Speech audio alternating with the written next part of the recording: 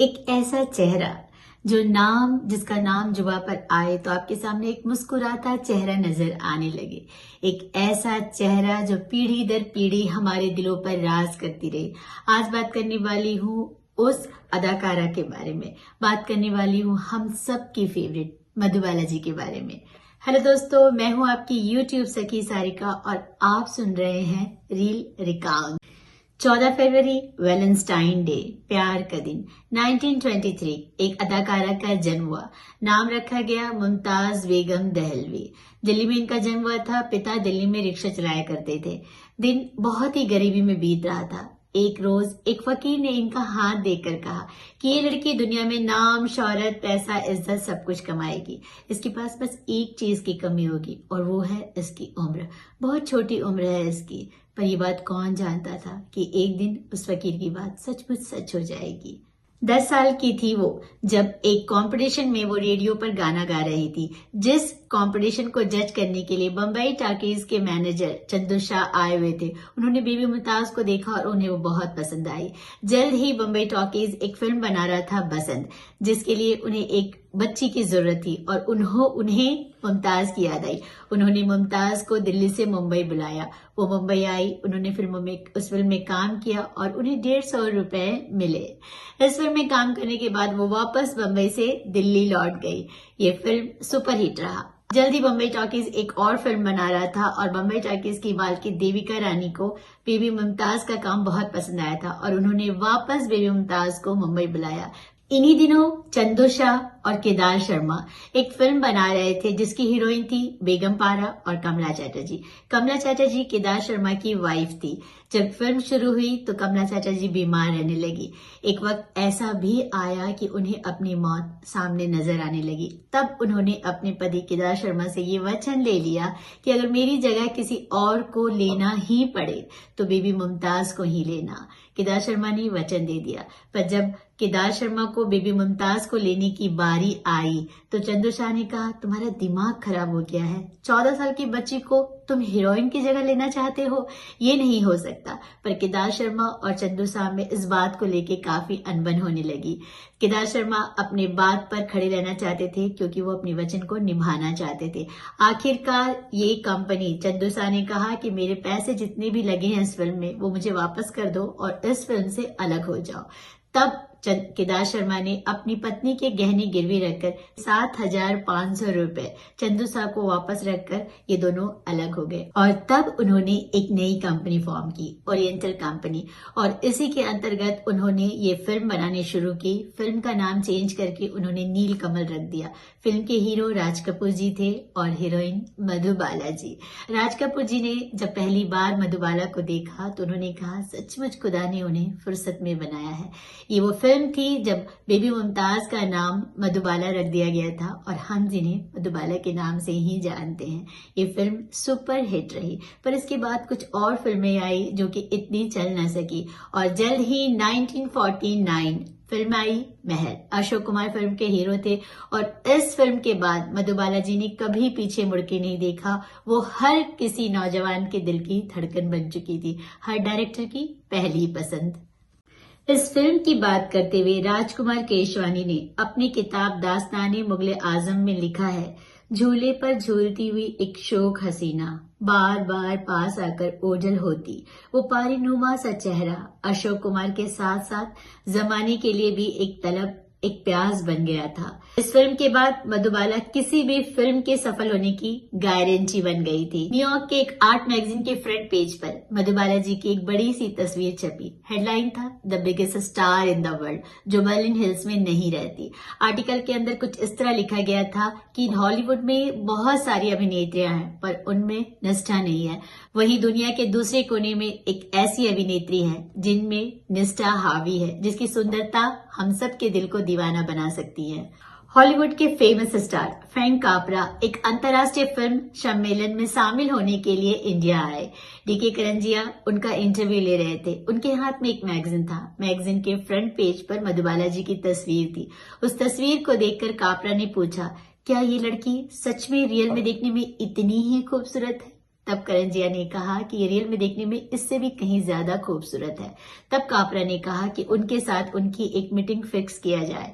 वो उन्हें हॉलीवुड ले जाना चाहते हैं, हॉलीवुड के फिल्मों में चाहते हैं कि वो काम करे। और तब करण जिया ने मधुबाला जी और कापरा का एक मीटिंग ताज होटल में फिक्स किया। वो अपनी किताब में लिखते हैं कि अताउल्ला खान, मधुबाला जी के पिता, ने इस बात में कोई दिलचस्पी नहीं दिखाई, उन्हें इस बात से कोई मतलब नहीं था और ये कहकर उन्होंने कापरा से मिलने से इनकार कर दिया कि मधुबाला जी को छुरी कांटा चम्मच से खाना नहीं आता, इसलिए वो विदेश नहीं जाएंगी।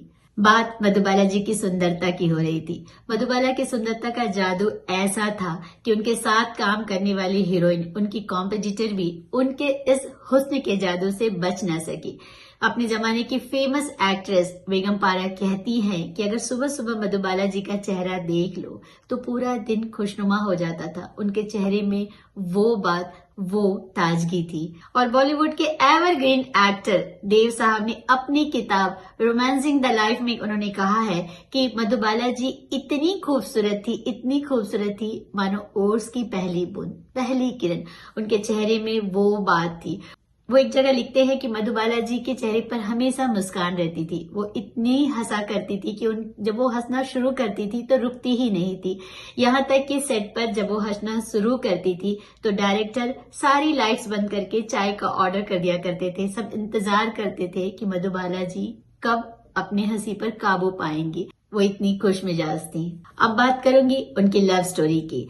ज्वार भाटा वो फिल्म थी जब दिलीप कुमार जी ने पहली बार मधुबाला को देखा था। पहली ही नजर में ये एक दूसरे को चाहने लगे थे। तराना वो फिल्म थी जब इनका प्यार पनपने लगा और इन्होंने इस प्यार को एक्सेप्ट भी कर लिया था। जल्द ही बॉलीवुड में ये बात फैल गई कि मधुबाला और दिलीप कुमार एक दूसरे को चाहते हैं। मधुबाला के पिता अताउल्ला खान को ये रिलेशन बिल्कुल पसंद नहीं था। वो दिलीप कुमार को बिल्कुल पसंद नहीं करते थे। वो नहीं चाहते थे कि ये रिश्ता आगे कंटिन्यू चले। ये दोनों बॉलीवुड के फेमस स्टार थे और हर डायरेक्टर इन दो जोड़ी को अपनी फिल्म में लेना चाहता था। इन्हीं दिनों उन्होंने बहुत सारी फिल्में साइन की। उनमें से 2 फिल्में थी नया दौर और मुगले आजम। 10 दिन की शूटिंग के बाद फिल्म के डायरेक्टर BR चोपड़ा को ऐसा लगा कि फिल्म का कुछ सीन हमें आउटडोर शूट करना चाहिए और उन्होंने भोपाल जाने का फैसला किया। पर अताउल्ला खान को ये बिल्कुल पसंद नहीं आया। वो नहीं चाहते थे कि मधुबाला जी दिलीप कुमार जी के साथ कहीं बाहर जाए और ये रिलेशन और स्ट्रांग हो, इसीलिए उन्होंने उन्हें बाहर जाने की इजाजत नहीं दी। गुस्से में आकर BR चोपड़ा ने मधुबाला जी को फिल्म से निकालकर वैजंती माला को ले लिया और बात अदालत तक पहुंच गई। अदालत में दिलीप कुमार जी को गवाही के लिए बुलाया गया। दिलीप कुमार जी गवाही के लिए पहुंचे। हालांकि उन्होंने इस बात को कबूल किया कि वो मधुबाला को चाहते हैं और चाहते हैं उन्हीं से शादी करना, पर उन्होंने गवाही BR चोपड़ा की तरफ से दिया। ये वो कहानी थी, ये वो किस्सा था जहां से इन दोनों रिलेशन के बीच थोड़ी दूरियां बढ़ने लगी थी। हालांकि दिलीप कुमार जी ने यहाँ तक लिखा है कि उन्होंने मधुबाला जी को बहुत तरह से समझाने की कोशिश की, पर मधुबाला का ज्यादा रुझान अपने पिता की तरफ था। वो अपने पिता के बात को किसी भी तरह से काटना नहीं चाहती थी। उन्होंने बहुत बार मधुबाला जी को समझाया पर मधुबाला जी नहीं मानी। उन्होंने अताउल्ला खान को भी समझाने की कोशिश की कि उनका मोहब्बत और ये करियर दोनों अलग अलग मामले हैं, पर वो भी इस बात के लिए राजी नहीं हुए और आखिरकार इस रिश्ते में यहाँ से दरार आनी शुरू हो गई थी। दिलीप कुमार जी ने कहा कि मधुबाला ने उनसे कहा कि वो उनके पिता से माफी मांग ले, ये शादी हो जाएगी और बाद में वो देखेंगे कि उन्हें क्या करना है। पर दिलीप कुमार जी ने कहा कि मैंने ऐसी कोई गलती नहीं की है जिसके लिए मुझे माफी मांगनी चाहिए। अपने पिता की तरफ उनका इस तरह से झुकाव देखकर दिलीप कुमार जी ने उनसे शादी ना करने का फैसला किया। ये बात उन्होंने अपनी किताब में लिखी है। इसी दौरान मुगले आजम की शूटिंग भी हो रही थी और इन दोनों में ब्रेकअप भी हो चुका था। फिल्म का एक सीन था जहां सलीम अनारकली को थप्पड़ मारते हैं क्योंकि उन्हें लगता है कि अनारकली ने उनके साथ धोखा किया है। ऐसा कहा जाता है कि दिलीप कुमार जी ने मधुबाला जी को इतनी जोर का थप्पड़ मारा था कि उस थप्पड़ की गूंज से पूरा सेट थोड़ी 2 मिनट के लिए सन्नाटे में आ गया था। शायद दिलीप कुमार जी को इस बात की तकलीफ थी। वो इस थप्पड़ की गूंज से बताना चाहते थे कि अनारकली तुम मेरी हो, तुम्हें मुझसे कोई नहीं छीन सकता।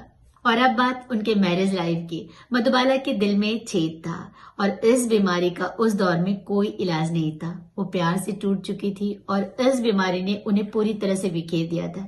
ऐसे में उनके जिंदगी में किशोर कुमार आए। किशोर कुमार पहले से ही शादीशुदा थे और उनका तलाक हो चुका था, पर मधुबाला जी की जिंदगी में वो आए, उनके साथ उन्होंने कुछ फिल्में की और उन्हें इस अपने जिस तरह से वो टूटी थी और उन्हें किशोर कुमार का साथ मिला, उन्हें किशोर कुमार का सहारा मिला और उन्होंने फैसला किया कि वो किशोर कुमार से शादी करेंगी। हालांकि जब ये शादी हुई तो फिल्म इंडस्ट्री में हर कोई आश्चर्य में था, क्योंकि हर किसी को लगता था कि किशोर कुमार और मधुबाला का कोई मेल नहीं है, ये शादी जल्दबाजी में की गई है। ऐसा कहा जाता है कि मधुबाला जी इस प्यार से टूट चुकी थी और वो दिलीप कुमार को बताना चाहती थी कि वो फिल्म इंडस्ट्री में जिससे भी चाहे शादी कर सकती है, और इसी ईगो को रखने के लिए जल्दबाजी में उन्होंने किशोर कुमार से शादी कर ली, जबकि वो एक दूसरे को सही से जानते तक नहीं थे।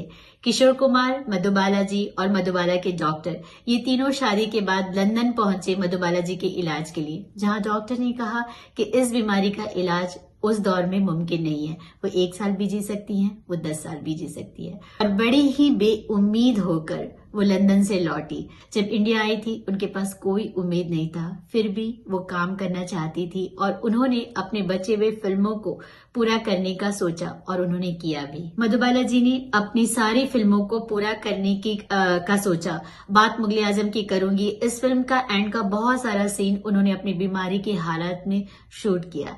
ऐसा कहा जाता है कि फिल्म में डॉक्टर ने मना किया था उन्हें इस तरह का स्ट्रेस लेने के लिए, उन्हें आराम की जरूरत थी, फिर भी उन्होंने इस फिल्म को शूट किया था। कि हाफिज जो इस फिल्म के डायरेक्टर थे, उसके असिस्टेंट सुल्तान ने अपनी किताब में लिखा है कि फिल्म का बहुत सारा ऐसा सीन था जहां उन्हें लोहे की जंजीर से जकड़ा जाता था। ये लोहे की जंजीर असली लोहे की थी, जिनका वजन इतना ज्यादा था, जो मधुबाला के वजन से भी कहीं ज्यादा था। जब वो उठने की कोशिश करती थी इस जंजीर को पहन के, तो घुटने की बल गिर जाया करती थी। फिर भी वो हर हालात में उठकर उन्होंने इस शूटिंग को पूरा की। काम के प्रति उनका ये जो कमिटमेंट, ये जो निष्ठा था, वो सचमुच काबिले तारीफ था। हातिजा बेगम अपनी किताब द स्टोरी ऑफ मधुबाला जी में लिखती हैं कि उनके पिता ने उन पर बहुत सारे प्रतिबंध लगाए, उनके सारे फैसले वो लिया करते थे, फिर भी उन्होंने मधुबाला जी को बीमारी की हालत में काम करने से नहीं रोका। वो रात को भी काम किया करती थी, पर उनके पिता ने कभी भी उन्हें काम करने से मना नहीं किया। ये बहुत आश्चर्य की बात थी। यहाँ तक कि फिल्म इंडस्ट्री में बहुत से ऐसे लोग थे जिन्होंने मधुबाला जी का ध्यान नहीं रखा, ये नहीं सोचा कि वो इतनी बीमार हैं, उन्हें कम काम करने की जरूरत है, उन्हें इतना स्ट्रेस की जरूरत नहीं है। हर किसी ने मधुबाला की तरफ से सोचना अपना फर्ज नहीं समझा। मधुबाला की बहन मधुभूषण ने अपने इंटरव्यू में कहा, जब आपा की तबीयत बहुत खराब हो गई और पूरी तरह से वो बिस्तर पे आ गई, तो किशोर कुमार ने उनके घर उन्हें पहुंचा दिया, ये कहकर कि वो बहुत बिजी रहते हैं, उनके पास इतना वक्त नहीं है कि वो मधुबाला जी का ख्याल रख सके। इसीलिए उन्होंने उनको उनके घर पहुंचा दिया था कि वो उनका ख्याल रखे। हालांकि वो उनकी बीमारी का सारा खर्चा उठाने को तैयार थे, पर मधुबाला जी को एक पति की जरूरत थी, उसके प्यार की जरूरत थी, उनके साथ की जरूरत थी। इस बात का आपा को बहुत तकलीफ था। मधुबाला जी के बारे में बताते हुए उनकी बहन कहती हैं कि वो हमेशा उनसे कहा करती थी कि अभी वो और जीना चाहती, मरना नहीं चाहती, उन्हें जिंदगी अभी और जीना है। पर आपा इस बात से पूरी तरह से टूट चुकी थी। इन्हीं दिनों दिलीप कुमार जी ने शायरा बानो जी से शादी कर ली और मधुबाला जी ने उन्हें मुबारकबाद देने अपने घर बुलाया।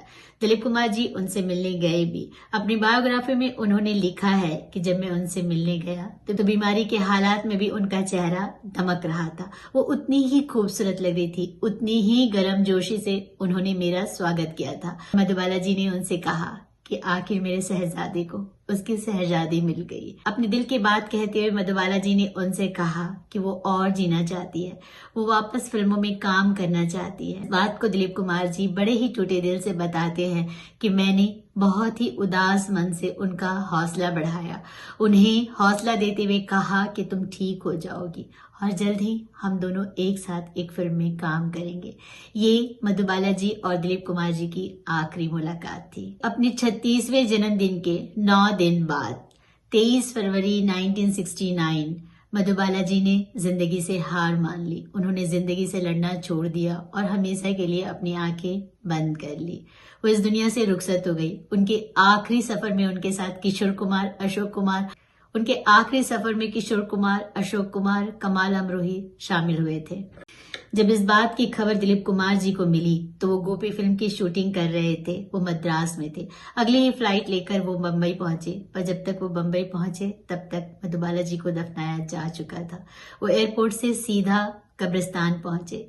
बहुत देर तक वो मधुबाला के कब्र के पास यूं ही बैठे रहे।